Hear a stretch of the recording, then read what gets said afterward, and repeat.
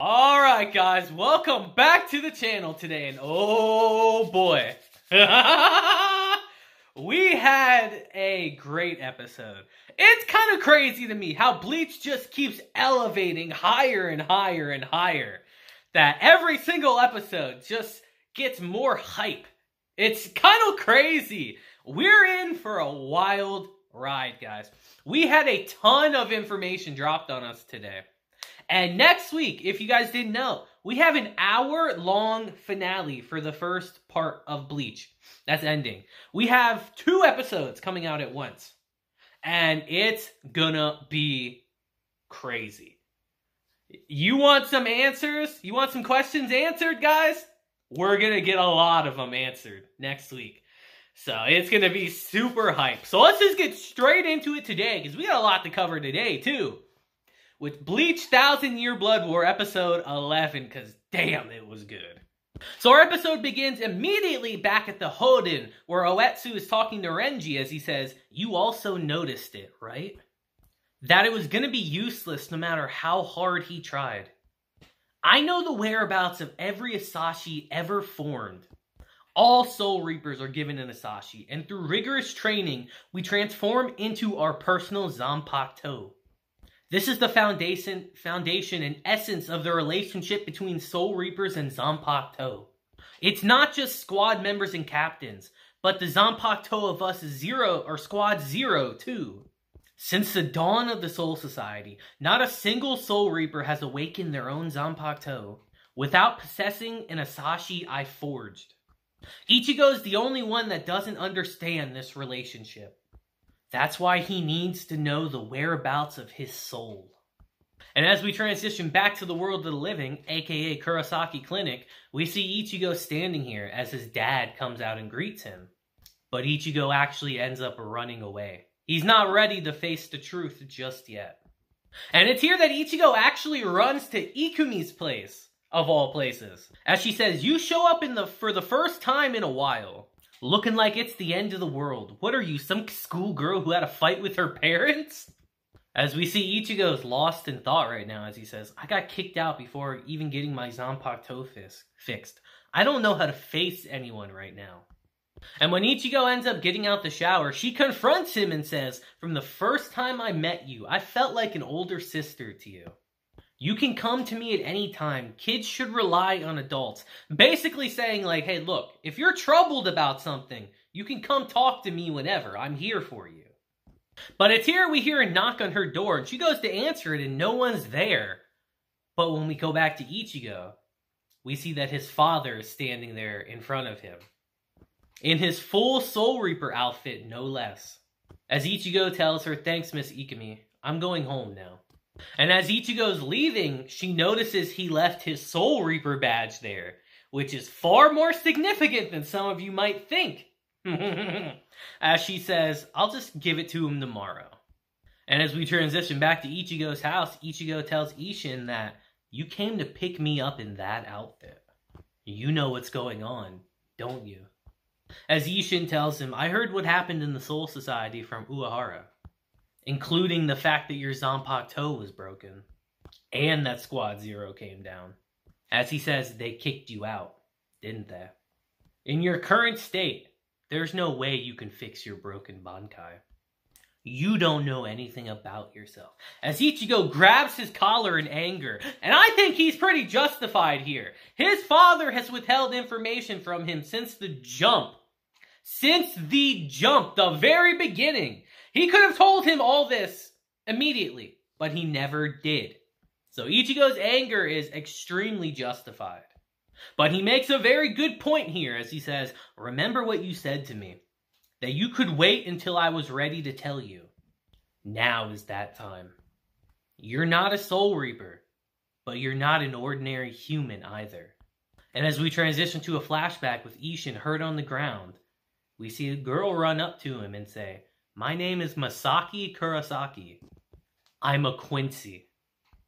And it's here we take a little trip down memory lane to somewhere and to something you anime onlys might not have known. As we go back to the Soul Society in the past, and we see Rangiku, who's still the lieutenant of Squad 10, calling out to her captain.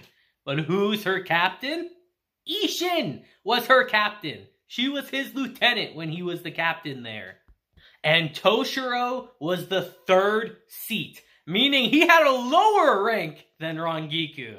I bet some anime onlys didn't know that. And how they all seem to have quite a good relationship with each other. And it's here that Toshiro tells Isshin something, while trying to hide the fact he ate his food, of course, but he says, "By the way, Captain, there's a report that caught my attention. Do you remember the report from 2 months ago? It's from a mid-sized city named Naraki, where one of the station's Soul Reapers died in an accident. We just received last month's report, and 2 more ended up dying." And it's here that Isshin rushes out in a hurry, saying, "I'm going to go investigate. Take care of everything for me, alright?" As Rangiku asks him, "You're leaving right now, alone?" And he says, "Yup, I should be back in 2 days, so cover for me, will ya?" As we see that he's still as carefree as ever, even back then. And it's here we transition to a very interesting scene, as we transition to Kaname, Gin, and Aizen in their lab, as Aizen asks them any progress. Because remember, at this time, they were still in the Soul Society enacting their experiments. As Kaname says, "We've been successful in equipping hollows with the ability to hollowify their targets. But not even the souls of the court guards can withstand it." As Aizen says, "No matter, we're close to narrowing down the location of Shinji Harako and the others. We get to conduct hollification experiments while we smoke them out. Let's take our time, Gin, Kaname. Everything is in the palm of our hands." But it's here we transition to the crux of our episode, as we transition to Karakura Town, the Ishida residence, as we just hear, "How's everything at school, Masaki?" As she's just like, "Well, I go every day at least, Aunt Izumi." But then she asks her, "Then how about your Seirin?" And Masaki's just like, it's kind of so-so, I guess. And she gets furious by that, saying, "What do you mean so-so? Do you understand the situation you're in? Your predecessors passed away and you have no siblings, making you the sole surviving member of the Kurosaki family, a family of Quincy's. We've only taken you in because you're a fellow Quincy." And it's here we see Ryu, Uriyu's father, say, "Hey, that's enough. I can hear you outside, you know." As he says, "Masaki, please forgive my mother. She's taking her loneliness out on you." As she tells him, "Don't worry about it. I'm not angry at all." As she leaves the room, but not before teasing him a little bit, you know? And as she leaves, we see Uryu's father, Ryu, say, "Katagiri, Masaki knows the only reason she was brought into this family is because my mother wants to protect the Ite Quincy blood in the Ishida family. Do you really think she needed to be told that? She's not that stupid." As he asks her, "Do you think she would be happy marrying me?"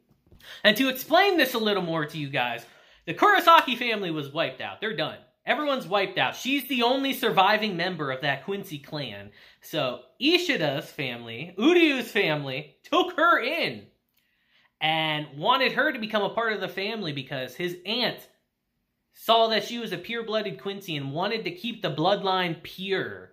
That's the only reason. She brought her in solely so she could bear a child. That's a full-blooded Quincy. Kind of messed up. As Katagiri tells him, "You're very kind. Your kindness would be more than happy enough to make Miss Masaki happy." As Ryu says, "What's so kind about me? I only want to make Masaki happy because without happiness, it's impossible to look into the future. And not our future, but the future of the Quincy's as a whole." And Katagiri looks very sad hearing this, and, I wonder who she could be. She has a remarkable resemblance to a character we know. I wonder who she is. Who knows? But it's here we transition back to Isshin, who's still in the lookout for that hollow that killed all those Soul Reapers in the reports, as he says, "It's starting to rain hard. Either they're specifically targeting Soul Reapers, or they're just reacting to high spiritual pressure." As he decides to try to bait out this hollow by releasing some of his spiritual pressure. But while that happens, we see the other 2 Soul Reapers that were stationed here get brutally cut down. As Isshin's like, damn, the size of the spiritual pressure is not what it's attracted to. I messed up. And it's here we just see a figure appear behind him.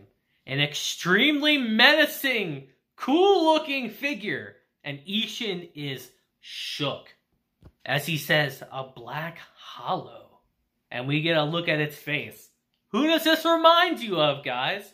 What does this hollow remind you of? Leave that in the comments. As Isshin says, its whole body appears to be black, and its hole appears to be covered up. But judging by its spiritual pressure, it's definitely a hollow. And it's here we see that Masaki actually senses both of their spiritual pressures clashing with each other, because they're both very powerful entities. So she actually runs out to go help, and as she's going, Ryu tells her, don't bother, Masaki. We Quincy's should only head out after the Soul Reaper is dead. Think of your position. You need to take better care of yourself. We etched Quincy's, basically pure-blooded Quincy's, should not shed our blood so readily. And as we transition back to Isshin's fight, it's a fierce fight, as he says, this thing looks like a hollow, but it fights like a Soul Reaper. As we can see that he's having a very tough time in this fight. And as we transition back to Masaki, she says, Ryu, you always think about Aunt Azumi, Quincy's, the future, and many other things before you act. I really admire that about you. But, to me, taking care of myself means doing what I can, when I can. If I let someone die today when I had the chance to prevent it, I know my future self would never forgive me. As she leaves him behind, and while he's there, he says, Katagiri, we're heading out. And as we transition back to the fight, Isshin's getting more worried, like, did this thing just release Acero? This thing is fighting like a Menos. Each time it devours a Soul Reaper, it's getting stronger and smarter. There's no way a monster like you could go on a rampage without being noticed by the Soul Society. Who sent you? And when it doesn't answer, Isshin decides to get serious and calls on Engetsu, which is his Zanpakuto. But as he's attacking, we see he gets stabbed from behind. And the person that did it was Aizen. And as he lands, he says, that attack was done by a Zanpakuto. It's a Soul Reaper. There's a traitor pulling the strings. And as their fight continues, we just hear Aizen say, white. He is covered in black armor, yet called white, due to the whiteness within him. How ironic. And let me ask you guys, who else is covered in black, but has white inside of them? I don't know. And as we see Isshin and White's fight pick up to another level, we see Masaki has arrived to the scene. As Isshin's just like, damn, you're still able to fight after losing an arm? As White's about to release Acero right in his face. But Masaki actually saves him. And it's here that Aizen and Kaname start freaking out, or Kaname really does, and says, a Quincy, this isn't part of the plan, I'm gonna eliminate her. And Aizen tells him, wait, let's see what happens. And he looks happy right now. As White starts attacking Masaki, and she starts firing at it, but she can't get a hit in. And she realizes that there's only one way to do this. She dispels her bow, and lets White bite into her shoulder, as she point blank shoots him in the head. Even Aizen is shook by this, as we see that half of his hollow mask is gone. But right before he dies, we see the thing that was covering his heart expand, and he's gonna blow himself up. But Isshin jumps down there and takes the blast head on, protecting Masaki. As she runs over and asks him, hey, are you okay? And he's like, yeah, you saved me, thank you. She tells him, you're the one that just saved me. If you hadn't protected me, I would have been injured so badly. As Isshin says, I guess that means we're even then, huh? As Isshin says, but man, to take that thing out yourself, who are you? And she's extremely hesitant to tell him right here because, again, Quincy's and Soul Reapers are on the worst terms possible with each other right now. So she doesn't know how he's going to react as he says, what would this Soul Reaper do if he finds out I'm a Quincy? But she resolves herself and says, my name is Masaki Kurosaki. I'm a Quincy. But instead of being mad, Isshin's like, so you're a Quincy, huh? I've never seen a real one before. I feel lucky getting to meet a Quincy in person. And she's taken aback like this, like, what's with this person? Is this what Soul Reapers are like? No, not a lot of them. As she smiles at him and says, I really hope they are. And as we transition back to Aizen's lab here, we hear Kaname say that the fact that he self-destructed, he not only surpassed the target holification phase, but it reached the final metastasis phase. And he passed it on to a Quincy of all people. What an utter failure. And we'll get this information explained way more next week. So be a little patient until then, guys. Your answers, at least a good majority of them, should get answered then. But Aizen counters and says, that's not true. It's not a failure. There are times when straying away from the initial goal is the superior outcome. As he says, how exciting. A hollow created from a dead Soul Reaper decided to choose a Quincy, the polar opposite of himself. Don't you want to see what happens next? And as we transition to Uryu standing in the rain, we see that Jagrum, second in command of the Wandenreich, is there with him. And our episode ends. And this is a great episode, guys. We're in for some really good shit next week. I'm telling you. If you guys have questions after this episode, I promise you, some important ones will get answered next week. I promise you. I don't want to spoil nothing, but I'm letting you know that if you're confused about what Kaname was talking about at the end, that will get answered. I promise you. And man, what a great episode. I never thought 10 years ago we'd ever see this stuff animated, but they're just killing it. It's so good. We got a lot of information in this episode as well. We got to see how Isshin and Masaki met each other for the first time. And just how crazy that meeting will end up becoming, we'll find out. But you guys let me know what you thought of this episode down below. We're really gearing up to like some incredibly hype moments. So get ready for that. It's going to be great. But again, like I said, let me know what you guys thought of this episode down below. I'd love to hear your opinions on it. Especially anime onlys, because I could see some people who have only watched the anime being a little surprised by this episode. And you'll really be surprised by next week's. So until next time, guys, I hope you have a great day, week, month, and year. And until then, deuces, have a blessed day. I'll see you guys